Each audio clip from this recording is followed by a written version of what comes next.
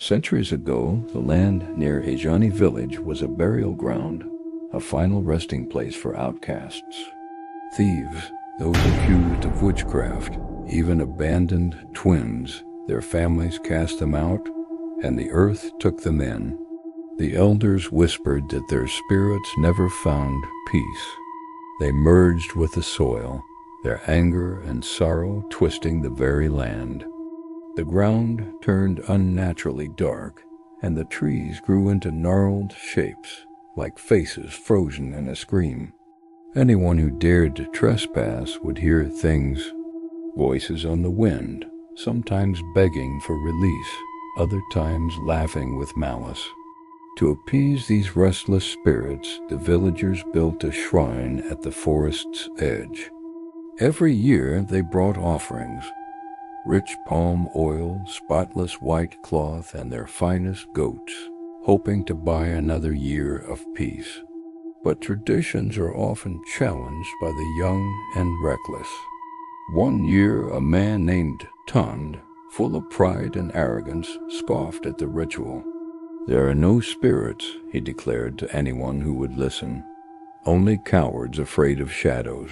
To prove his point, he vowed to walk into the cursed forest at the stroke of midnight. He marched past the shrine, ignoring the pleas of the elders, and disappeared into the suffocating darkness. He was never seen again. Years turned into decades. The story of Tund became a cautionary tale, a ghost story told to frighten children into obedience. The village of Ajani continued its rituals, the memory of Tund's foolishness a stark reminder of what the forest could take. But then, one night, a violent thunderstorm ripped through the sky. Amidst the roar of thunder, a frantic, heavy pounding echoed from the main village gate. When the bravest villagers finally unbarred it, they froze. Standing there, soaked by the rain, but otherwise untouched by time, was Tund. He hadn't aged a single day. His eyes were dark, hollow pits, and when he spoke, his voice was the sound of cracking, dry wood. He uttered a single, chilling warning before melting back into the night. "They are coming out." The next morning, a thick, unnatural mist crept from the forest, slithering through the streets of Ajani.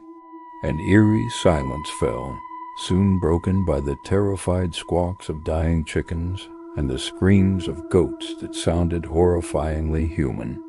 The shrine priest, his hands trembling, discovered strange footprints in the mud. They looked human, but the feet were pointed backward, leading from the forest deep into the village. As dawn struggled to break, screams began to echo from house to house. People sobbed, telling stories of shadowy figures with bleeding eyes standing outside their windows, whispering their names. The legend was clear. If you answered the call, a spirit would drag you into the mist, and your voice would join the tormented chorus forever bound to the forest. The priest burned every charm he had, desperately praying to the gods for mercy, but it was no use. The mist thickened, swallowing the light, the sounds, and the entire village. By the next sunrise, Ajani was gone.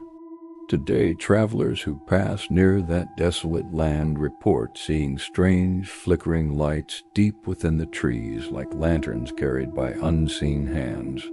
And if they stop and listen closely to the wind, they can hear faint, beckoning voices on the breeze. "Come home, come home." No one dares to hunt or cut wood near the old Ajani boundary. The elders in neighboring villages say the forest is still hungry, and when the harmattan winds blow, carrying those soft whispers across the plains, people lock their doors tight. Because sometimes when the wind calls your name, it's already too late. Thank you so much for watching.